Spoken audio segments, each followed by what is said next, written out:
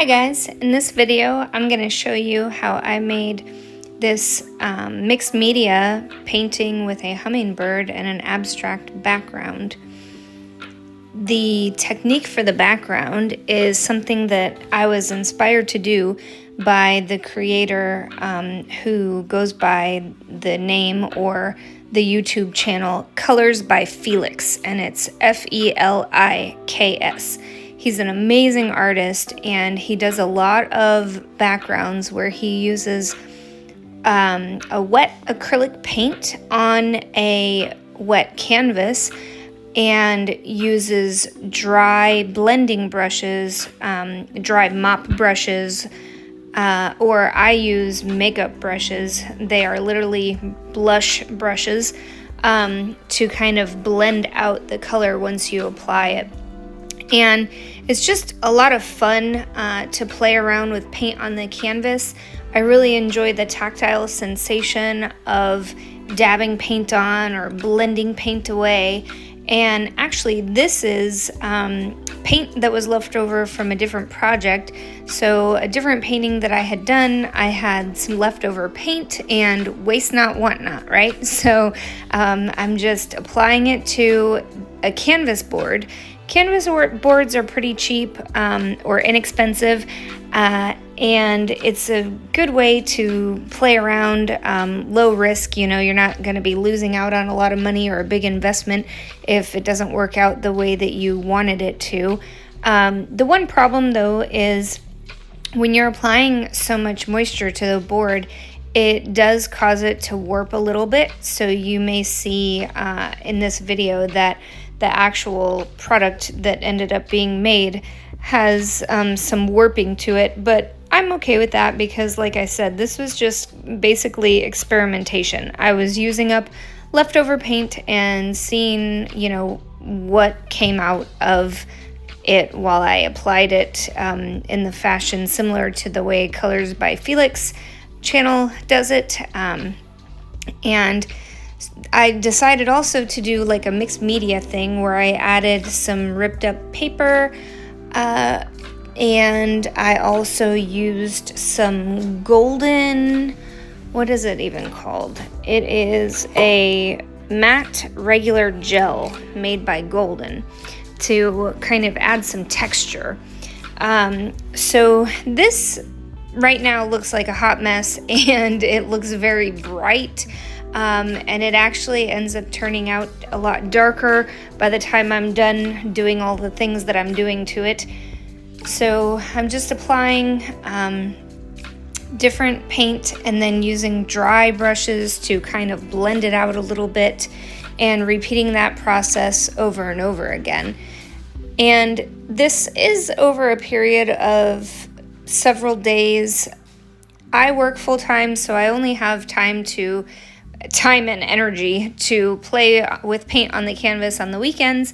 And so I think that I started this last weekend and then I worked on it some more this weekend, if I'm not mistaken. Also, with the ban that has taken place with TikTok and all of that, the editing that I usually do is through CapCut. And today, when I went to try to add some more videos to edit this video, I got an error message from CapCut saying that, because of the new law that was enacted, CapCut is not available at this time. So I had to kind of give myself a quick tutorial on iMovie. Not that my video editing from CapCut was phenomenal by any means, but I had at least learned how to do some things in there. So I'm still trying to figure out iMovie. So I used iMovie this time to make this one. So here I am adding the collage elements to this. I have a lot to learn as far as composition goes, the right placements of things to make an art piece look like it should look, and then also with color combinations as well. So I'm actually planning on taking some art lessons pretty soon to learn some of the basics that I don't know. this part was really fun, adding the drippy, watery background, and then being impatient, I had to dry it with the hair dryer. And then once it's dry, I was able to add more details to it. So here I am using chalk to draw the hummingbird, and the reference photo for the hummingbird is from Pixabay, I believe. There are 3 different places that you can get royalty-free reference photos that I'm aware of. I'm sure that there are a ton more other ones, but Pixabay is one, and then Pexels is another, and then Unsplash is another. So Pixabay is usually the one that I go to first. That's the first one that I ever tried, and I like it. So that's the one that I usually use, but if I can't find something that I like on there, then I will search on Pexels, and I believe that's PEXELS.com. And then the other one is Unsplash, UNSPLASH, and then Pixabay is PIXABAY.com. So those are the 3 that I use for royalty-free photos. So here I am after putting a base layer of acrylic paint down with different values of gray tones. I am now adding the color on the top. So this is just, one of the layers of color. When you're doing acrylic painting, one of the ways to get something to look even better or even more realistic is to do many layers. Otherwise, the painting will just look really flat. So that is something that I have learned by watching a lot of different artists on YouTube. And something else, going back to talking about using a blush brush, that's another tip that I learned from listening to and watching a lot of YouTube artists, because the mop brushes that are meant for making artwork and blending out acrylic paints, they usually tend to shed. So they'll leave little hairs on your painting, which is very frustrating and annoying. So using a mop brush, a makeup brush can help to prevent that.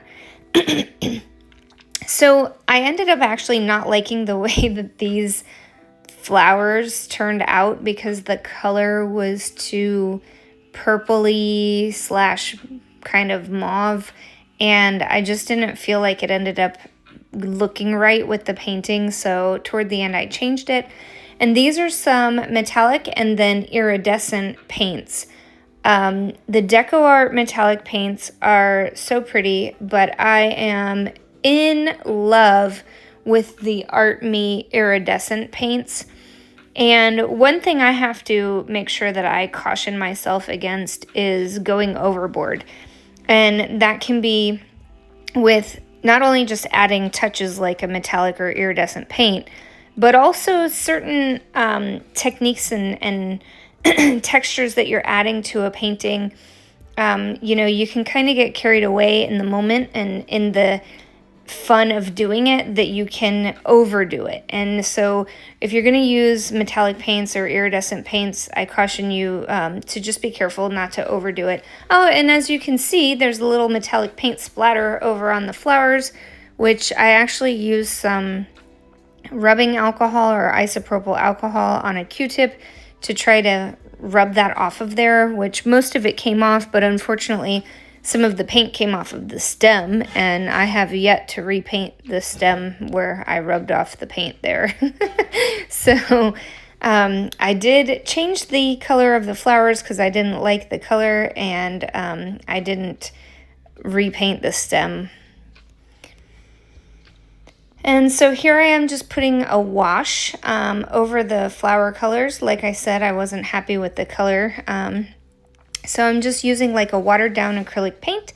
And then this is the final product. As you can see, the colors are a different color for the flowers, and then the iridescent paint shimmer on the hummingbird itself.